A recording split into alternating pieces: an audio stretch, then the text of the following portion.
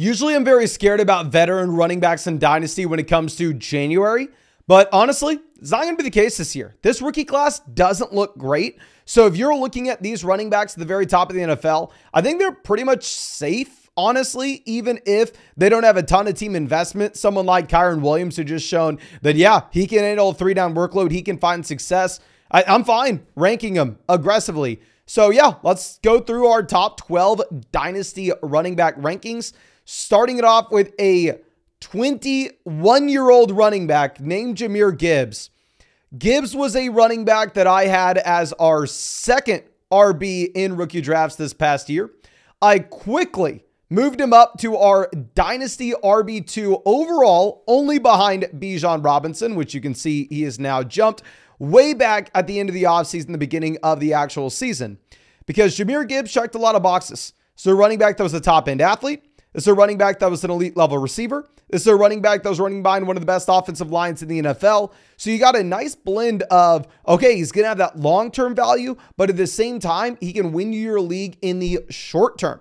That's exactly what he's done, where this season, he went out there, he averaged about 67 rushing yards per game. He averaged about 17.5 points per game and 24 receiving yards per game.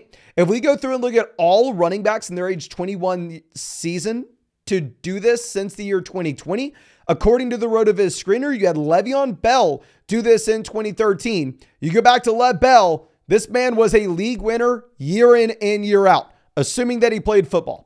You had Bree Hall, who Bree Hall will be in these rankings a little bit later on. You had Maurice Jones-Drew. So you have phenomenal comps here for Jamir Gibbs. Now, the issue that maybe you want to hold on to is, okay, well, this is a situation that's still going to have David Montgomery next season.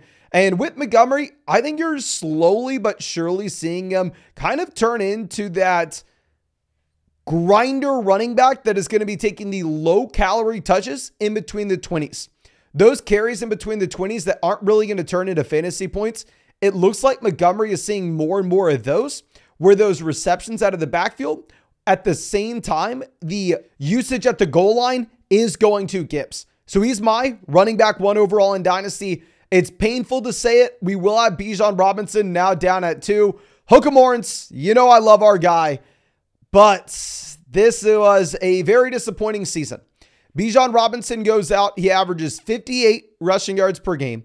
He averages 25 receiving yards per game and about 14.5 points per game. If you're looking at the comps from 21-year-old running backs to do this, this is the same as Kerryon Johnson in 2018, Clyde Edwards-Helaire in 2020, and Javonte Williams in 2021.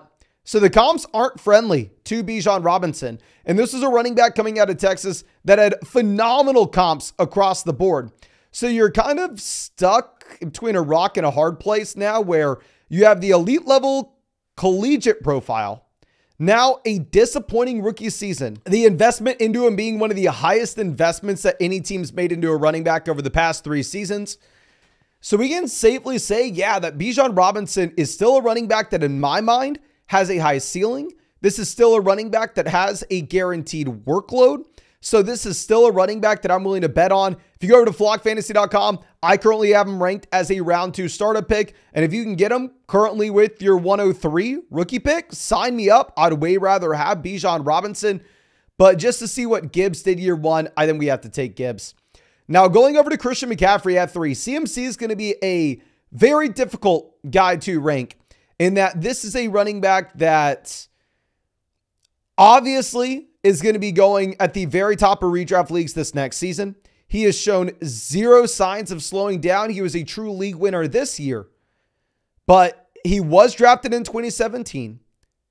While he was a young running back at the time that he was drafted, still, you're looking at him next to 21-year-old players, while we know that running back is a young man's game.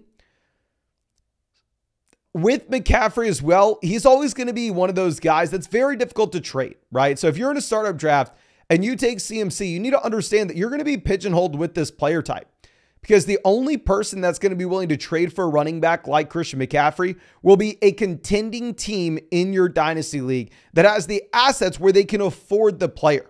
Whereas you could sell Gibbs to a team that maybe is looking for the future. You can sell Gibbs for a team that's looking for something right now, and you just have a way larger market. Whereas with CMC, you kind of draft him and you got to ride him out for the rest of his career. So with a contending roster, obviously he is exciting, but still. Now our next guy will be Bree Hall. Bree Hall was put in one of the worst offenses in the NFL this year. I mean, it was pretty much a big play kind of day for Bree Hall or straight up bust. You had nothing in between. But nonetheless, if you look at his comps, you had DeAndre Swift 2021, Miles Sanders 2019, Giovanni Bernard 2013, Peyton Hillis 2008, Maurice Jones-Drew 2007.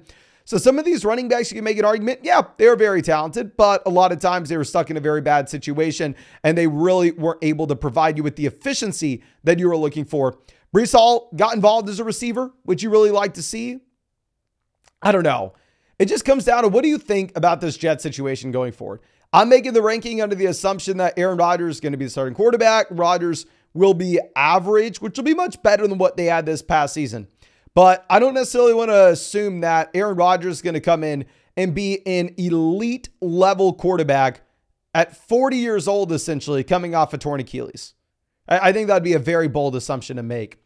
Jonathan Taylor will be our next RB. The comps here look very difficult as well, just because this is someone that obviously was injured this year. You're looking at guys like Pacheco 2023, Ramadre in 2022, Najee 2022, Montgomery 2021, Darrell Henderson, Aaron Jones. So, I mean, yeah, you have guys that the following season, like Aaron Jones 2018 to 2019, turned out to be an elite league winner the following year. But you also have guys that were just inefficient, that turned out to be guys with volume, but not necessarily much behind it.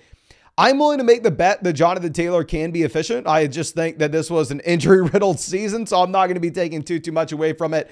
This was a running back that last year was the #1 overall player in redraft leagues before getting injured. He got the contract extension pretty early as well. This is a running back that was still only drafted in 2020. So I'm fine taking him, but like I said, he's kind of falling into that CMC range where no rebuilding team's going to be buying Jonathan Taylor, right? So if you take him in your startup draft, you just kind of have to understand the market's going to be limited to sell him.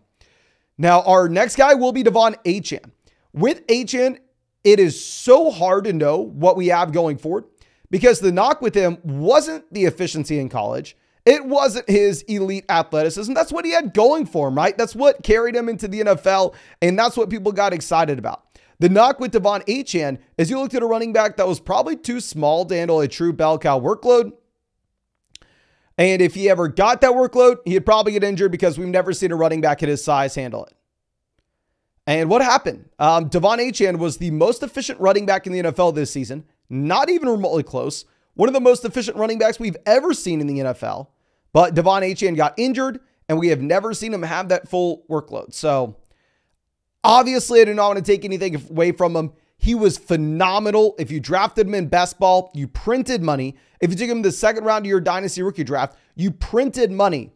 But I don't want to come out here and take a running back who, I mean, averaged less than 10 carries per game as a rookie and assume that this is someone that we can bank on being an elite level option going forward.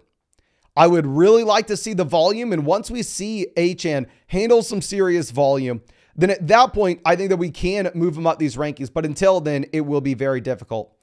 And something I'm going to need your help with is, where do we put Kyren Williams? I think I may honestly be too low on Kyren Williams in these rankings. This entire tier is just a little bit of a tough spot. Kyren doesn't have the team investment. I mean, this was a running back that was drafted on day 3. Is there a running back that I didn't believe in? I mean, if you looked historically, we had never seen a running back at this size that tested so poorly at the NFL Combine find success. So I don't have Kyren Williams on that many teams. And clearly, I wish I would have, because this is a running back that's dominating. If you look at the comps of what you had Lev Bell in 2015, Doug Martin in 2012, LaShawn McCoy 2011, Julius Jones 2004.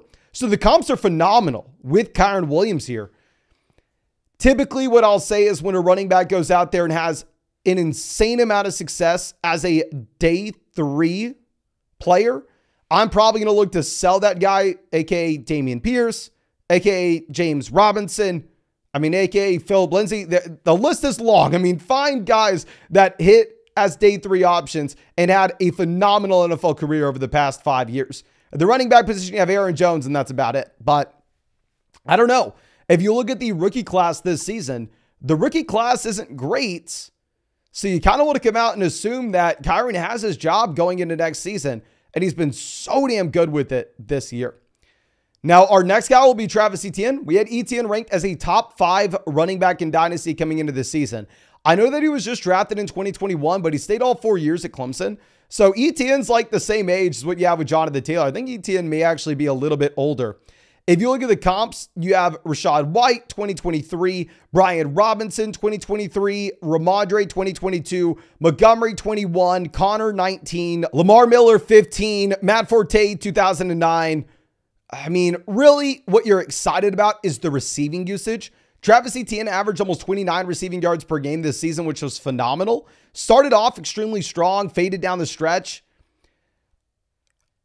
I'm excited. It just comes down to, what do you think about this Jacksonville Jaguars offense? If the Jags here can be a top 5 to 10 offense in the NFL, I would say that we are too low on Travis Etienne in these rankings, but it is concerning seeing how they've finished this season, where maybe it's hard to pencil them in as that top 5 to 10 offense going forward. Now, our next guy will be James Cook. James Cook goes out there, averages 69 rushing yards per game this season, averages about 15 points per game, has about 29 receiving yards per game, has some solid comps as well. Now, James Cook didn't have a ton of usage at the goal line. I mean, you had Latavius Murray mixed in, obviously Josh Allen taking rushing touchdowns. But when this offense just scores more than the majority of offenses in the NFL, that's not necessarily the end of the world if you can just capture a percentage, even if it's not a high percentage of those red zone looks. So James Cook was great this season. He was only drafted 2 years ago, a little bit of a younger option. So I think you can feel safe about James Cook based off how the rookie class looks this year. Kenneth Walker will be our next guy. Walker was someone that we really bet on as a rookie, hit big. But the issue is Zach Charbonnet is going to be the 3-down guy going forward. So, I mean, you have a large tier of players here where I think you can kind of order these in any way. We'll throw Rachaad White in here as well. I think if you're playing in a full PPR format, you for sure go Rachaad White over Kenneth Walker. If you're playing in a half PPR league, Kenneth Walker versus Rachaad White, it is going to be close. It will be up to you. And if you're playing in a non-PPR format, I think it's going to be Kenneth Walker. Because the difference between these guys is Rachaad White gave you that nice receiving floor each and every week, averaging about 34 receiving yards per game. But going over to Kenneth Walker, you had Zach Charbonnet as the 3rd down back in Seattle. I liked Walker a little bit more as a prospect. Walker had a little bit better of a year 1. But I don't know, if you're in a full PPR league, it's hard not to take the guy that had the receiving usage this past season. Now, dropping down to our last tier, we are going to be going with Josh Jacobs. I don't know. I still believe that Jacobs is just more talented of a player than what you have with like Tony Pollard. As you can sit here and go Saquon Barkley, Tony Pollard. Honestly, we're going to go Barkley over Jacobs here in this tier. Let's take Barkley. I think Barkley is a better running back. All these guys are players that only have a contract this season, so we're still going to be in a shaky spot with them this offseason, trying to figure out where they're going to land, if they'll have jobs. I'd be more concerned if this was a 2020 level running back class, if this was a 2017 level running back class. Then at that point, I'd say, okay, yeah, Josh Jacobs, Tony Pollard, these guys may just be complete toast. They may not get another job. But no, I think you can safely project Barkley and Jacobs to get a job. I just don't necessarily know where this next season. And I'm going to update my rankings over on flogfantasy.com to have Barkley ahead of Jacobs. I'll probably update my rankings on flogfantasy.com to have White over Walker.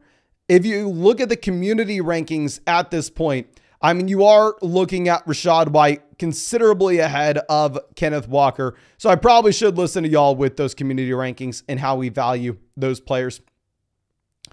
But I think that's all I have for y'all with this video. Again, thank you so much for hanging out with us. If you enjoyed it, hit that like, subscribe if you play Dynasty Fantasy Football. And if you wanted to check out any of my Dynasty rankings, any of the Dynasty rankings of your favorite creators, we have a Dynasty trade calculator over on the side, so much premium content. You can find the link to flogfantasy.com in the description in the comment section. Promo code FLOG will get you 30% off any subscription. Plus, you will also get a podcast breaking down your Dynasty team by yours truly. And on top of that, ladies and gentlemen, we have so much free content over there if you just want to go around and play with the site and test it out. But thank you again. I really do appreciate you and really hope we get to see you out with the video tomorrow.